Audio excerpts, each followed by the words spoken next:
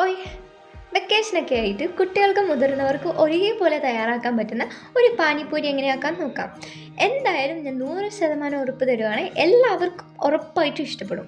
വളരെ എളുപ്പമായി എങ്ങനെ നമുക്ക് വീട്ടിൽ പാനിപ്പൂരി ഉണ്ടാക്കാൻ നോക്കാം.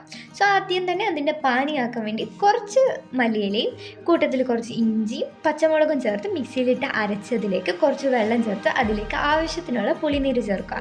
അതൊന്ന് അടുപ്പേ വെച്ച് തിളപ്പിക്കുന്നതിൻ്റെ കൂട്ടത്തിൽ കുറച്ച് ഉപ്പും കുറച്ച് മുളക് പൊടിയും കുറച്ച് പഞ്ചസാരയും ചേർക്കുമ്പോൾ ഒരു മധുരവും പുളിയും കൂടി കൂടിയിട്ടുള്ള ഒരു നല്ല ടേസ്റ്റുള്ള ഒരു സാധനം കിട്ടും.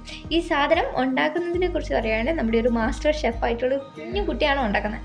കുഞ്ഞതെന്ന് ഞാൻ പറഞ്ഞതേ ഉള്ളൂ, കുറച്ച് ചെറിയ കുട്ടി ആണ് ഉണ്ടാക്കുന്നത്.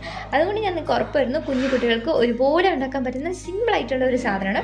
ബട്ട് ബി കെയർഫുൾ, ഒരു കാരണവശാലും കൈയും കാലും ഒന്നും പൊള്ളിക്കാൻ പാടില്ല. ഓക്കെ, പിന്നെ നമുക്ക് അതിൻ്റെ മസാല റെഡിയാക്കാൻ വേണ്ടി അതിന് കുറച്ച് ഉരുളക്കിഴങ്ങ് ഉപ്പ് മഞ്ഞൾപ്പൊടി ഇട്ട് നമ്മുടെ കുക്കറിൽ 2 വിസിലിട്ട് അടിച്ചെടുക്കുക. അതിൻ്റെ തോല് കളഞ്ഞതിന് ശേഷം കുറച്ച് സബോളേൻ്റെ കൂടെ അത് നല്ല രീതിയിൽ മിക്സ് ആക്കുക. അതിൽ കുറച്ച് മല്ലിയിലയും കൂടി ഇട്ടാൽ നല്ല ടേസ്റ്റ് ആയിരിക്കും.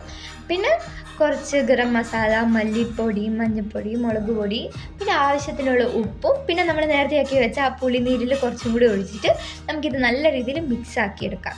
അതിനുശേഷം നമുക്ക് പൂരി 20 രൂപയ്ക്ക് നമുക്ക് കടയിൽ നിന്ന് വാങ്ങാൻ കിട്ടും പൂരീൻ്റെ ഇത്. സോ അത് വാങ്ങി നമ്മൾ എണ്ണയിലിട്ട് അതങ്ങ് വറുത്ത് കോരിയെടുക്കുക. സംഭവം ഇത്രയേ ഉള്ളൂ. ഇത്ര സിമ്പിളായിട്ട് നമ്മുടെ വീട്ടിൽ നമുക്ക് ഒരു 30 മിനിറ്റ്സിൻ്റെ ഉള്ളിൽ തന്നെ നമുക്ക് നല്ല അടിപൊളിയായിട്ടുള്ള സൂപ്പർ ടേസ്റ്റി ആയിട്ടുള്ള പാനിപ്പൂരി ആക്കിയെടുക്കാൻ പറ്റും. ഇനി നമുക്ക് നമ്മുടെ കുട്ടിപ്പട്ടാളോട് ചോദിക്കണ്ടേ എങ്ങനെയുണ്ട് പാനിപ്പൂരിൻ്റെ ടേസ്റ്റ് എന്ന്. സോ നമുക്ക് ഓരോരുത്തരുടെ കയ്യിൽ ട്രൈ ചെയ്യാൻ വേണ്ടി കൊടുക്കാം. ഫസ്റ്റ് തന്നെ നമുക്ക് കുഞ്ഞോട് വയ്ക്കാം. എങ്ങനെയുണ്ട് കുഞ്ഞി? സൂപ്പർ. അടുത്ത നമുക്ക് സച്ചുവിന് കൊടുക്കാം. സച്ചു എങ്ങനെയുണ്ടടാ? സൂപ്പർ.